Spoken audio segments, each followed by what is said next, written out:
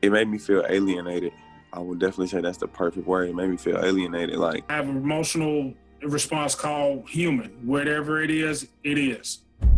The circulation of Black death and Black trauma seems to grant this attention that finally allows other communities to recognize Black humanity. Black folks have existed in the world as this subordinate figure, as being less than, as being perhaps 3/5 of a person.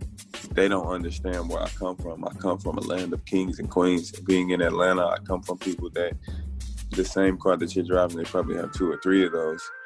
And it's frustrating because I feel like my humanity should just simply be my humanity, that witnessing a Black man, watching an entire video of a Black man die because a white man's knee is on his neck shouldn't be the thing that makes people realize I'm human. And so I think that we carry the trauma of the Middle Passage. The 19th century, it was slavery and the brutality of slavery. We carry the trauma of the civil rights movement. The Jim Crow era, it was images of lynching. In the 60s, it was also images of police and dogs attacking Black folks. In this particular moment, we're seeing iterations of past historical moments of unrest.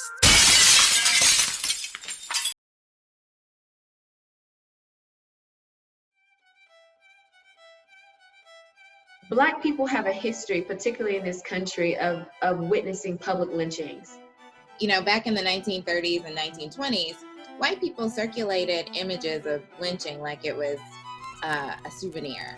They circulated lynched bodies on postcards. And they had picnics around, lynched bodies, and children were there. The circulation of Black bodies, I think we have to think about, when's the last time we've ever seen the death of a white person be circulated in the same way?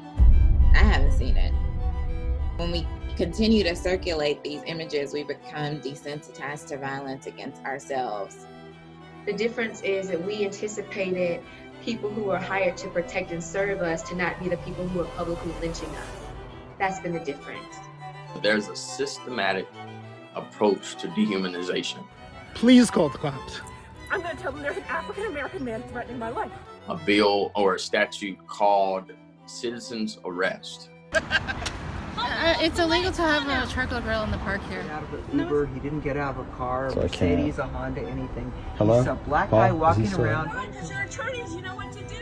Exactly. So please walk away from our property. And so citizens arrest was, from its inception, a very fundamental question of white supremacy. How can I re-enslave people, human beings, who have just been emancipated by the law? Because we know what happens to Black bodies in the hands of police. That's what citizens arrest was. It had nothing to do with trying to capture slaves when police departments were nowhere to be found, because if we remember, police departments are a modern concept. It started as slave catching. So we look at some of the systemic issues in this community where communities are being over-policed, heavily impoverished, trash on the streets, rat infestation, dilapidated housing, abandoned buildings, drugs. That historically is in great tandem with redlining that happened in the 1900s.